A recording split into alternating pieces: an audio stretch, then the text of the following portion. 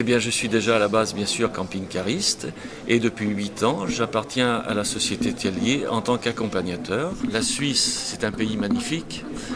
Bien souvent, je dis que c'est un paysage de carte postale parce que nous avons des montagnes, les glaciers. En plus, à la période où nous le faisons, c'est le mois de juin, donc c'est un pays qui est fleuri, qui est très beau, où on traverse des lacs, par exemple, comme le lac des Quatre Cantons, à Neuchâtel. On va aussi visiter des magnifiques musées. Bon, on va bien sûr penser au musée du chocolat, mais enfin il n'y a pas que ça. Il y a aussi un musée qui est très beau et qui est pratiquement unique.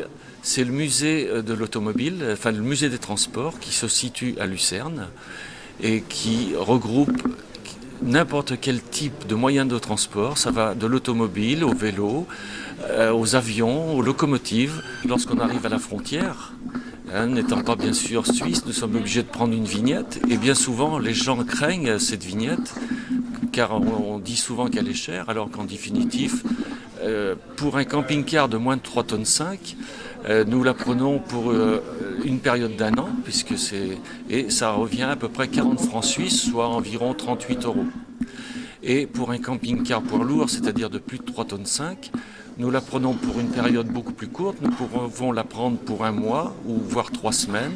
Et ça coûte là aussi 40 francs suisses, donc environ 37-38 euros. D'accord.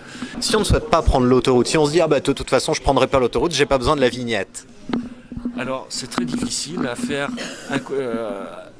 à juger parce que nous empruntons des nationales ou des départementales et subitement nous arrivons sur un tronçon qui est classé autoroute.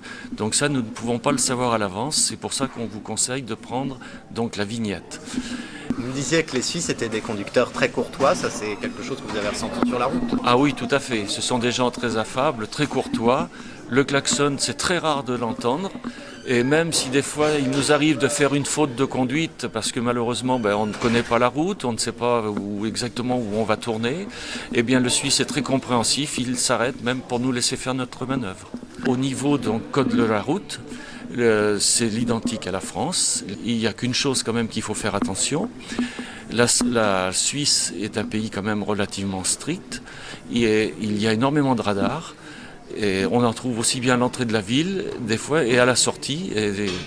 Donc, faire très attention aux radars. Déjà, nous faisons des petites étapes pour la Suisse, étant donné déjà que c'est un petit pays et qu'il y a énormément de choses à visiter.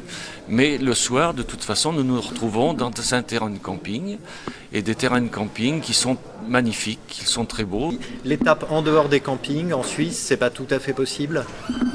Alors, si, bien sûr, mais c'est quand même relativement difficile à trouver.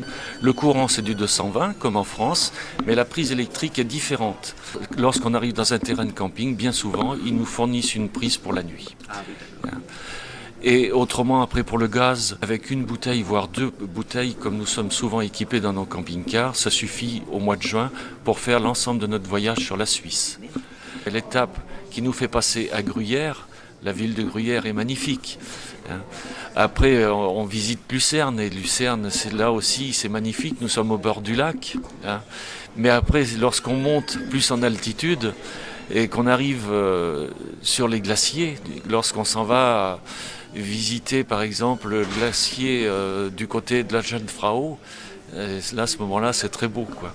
C'est vrai que c'est difficile à dire une étape plus qu'une autre, mais la Suisse en général, pour nous, c'est un pays qui se fait très bien, même avec des camping-cars de taille assez importante, parce que les routes et les lacets de montagne permettent de pouvoir passer avec n'importe quel camping-car.